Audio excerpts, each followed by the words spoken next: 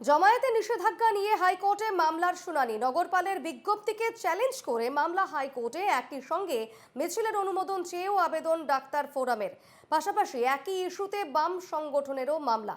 Police মিছিলের অনুমোদন দেবে নাকি ওই এলাকার সব পুজো বন্ধ করবে? আদালতে মামলায় উল্লেখ বাম যুব সংগঠনের। রাজ্যের জবাব জানতে চায় আদালত। আগামী সোমবার মামলার পরবর্তী শুনানি। সেদিন রাজ্য কি জানায় সেই ভিত্তিতে সিদ্ধান্ত নেবে আদালত। জমায়েতে নিষেধাজ্ঞা নিয়ে হাইকোর্টে মামলা শুনানি এবং নগরপালের বিজ্ঞপ্তিকে চ্যালেঞ্জ করে মামলা হাইকোর্টে। একই সঙ্গে মিছিলের অনুমোদন চেয়েও আবেদন ডাক্তার ফোরামের।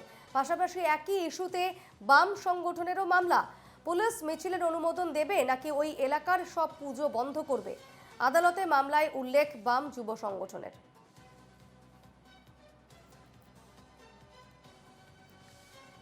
জমায়েতে নিষেধাজ্ঞা নিয়ে হাইকোর্টে মামলার শুনানি। নগরপালের বিজ্ঞপ্তিকে চ্যালেঞ্জ করে মামলা হাইকোর্টে। একই সঙ্গে মিছিলের অনুমোদন চেয়েও আবেদন ডাক্তার ফোরামের।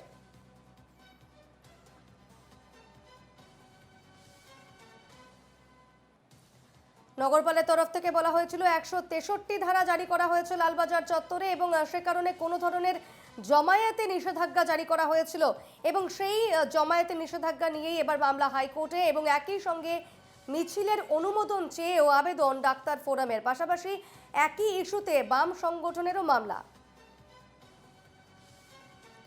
বিস্তারিত জানবো, আমাদের সঙ্গে টেলিফোনে রয়েছেন প্রতিনিধি সুদীপ্ত চট্টোপাধ্যায়। সুদীপ্ত, লালবাজারে যে জমায়েতে নিষেধাজ্ঞা জারি করা হয়েছিল, নগরপালের সেই বিজ্ঞপ্তিকে চ্যালেঞ্জ করে এবার হাইকোর্টে মামলা, কি জানাচ্ছ বিস্তারিত? দেখো, কলকাতা পুলিশ কমিশনার যে বিজ্ঞপ্তি করেছেন সেটা খুব রুটিন বিজ্ঞপ্তি। প্রতি 6 মাস অন্তরই সেই বিজ্ঞপ্তি করা হয়। এই ভিক্টোরিয়া হাউস থেকে কেসি দাস বা কেসি দাস থেকে ভিক্টোরিয়া হাউস, এই যে 60 মিটার দূরত্ব, এই 60 মিটার দূরত্বে সিআরপিসির 144 ধারা, যা বর্তমানে ভারতীয় ন্যায় সংহিতা 163 ধারা, সেটা অ্যাপ্লাই করা হয়েছে এবং সেটা পুজোর পর পর্যন্ত সেটা বলবৎ থাকবে। তবে স্বাভাবিকভাবেই এই নোটিফিকেশনের জেরে আগামী 1 অক্টোবর যে চিকিৎসকদের একটা জয়েন্ট ফোরামের যে মিছিল ছিল, সেই মিছিলটি ওই এলাকা থেকে যেতে পারবে না, কারণ মাঝপথে তার একটা 144 ধারা লাগু থাকার জন্য যেতে পারবে না। এবং একই সঙ্গে যে সিপিএম এর যে যুব সংগঠন, তাদেরও যে কর্মসূচি নেওয়া আছে ধর্মতলায়, সেটাও করতে পারবে না। ফলে স্বাভাবিকভাবে এইটা নিয়ে মামলা দায়ের করেছেন দুই পক্ষই, অর্থাৎ চিকিৎসকের ফোরাম এবং বাম যুব সংগঠন।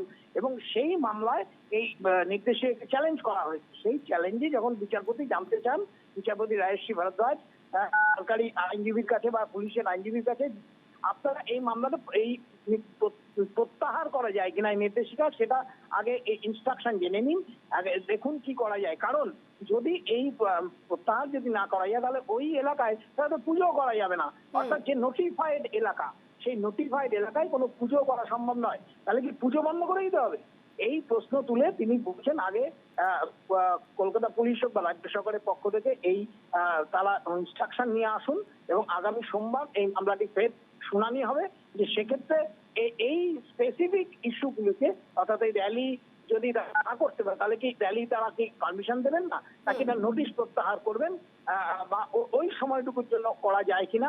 কারণ এটা রুটিন নোটিশ, প্রতি 6 মাস অন্তর এই নির্দেশিকা জারি করা হয়, 144 ধারায় নির্দেশিকা ওই এলাকায়। এবং কেসি দাস থেকে ভিক্টোরিয়া হাউস মাত্র 60 মিটার এলাকা, এই 60 মিটার এলাকা 144 ধারা বলবৎ থাকে।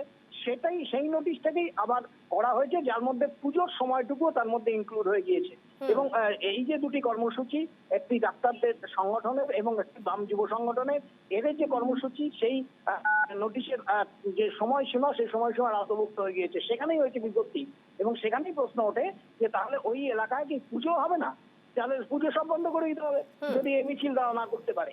সেই ইনস্ট্রাকশন, অর্থাৎ সেই পারমিশন কি বলছেন সরকার কর্তৃপক্ষ, লালবাজার কর্তৃপক্ষ, সেইটা জেনে সরকারি আইনজীবী সোমবার সিদ্ধান্তের কথা জানাবেন।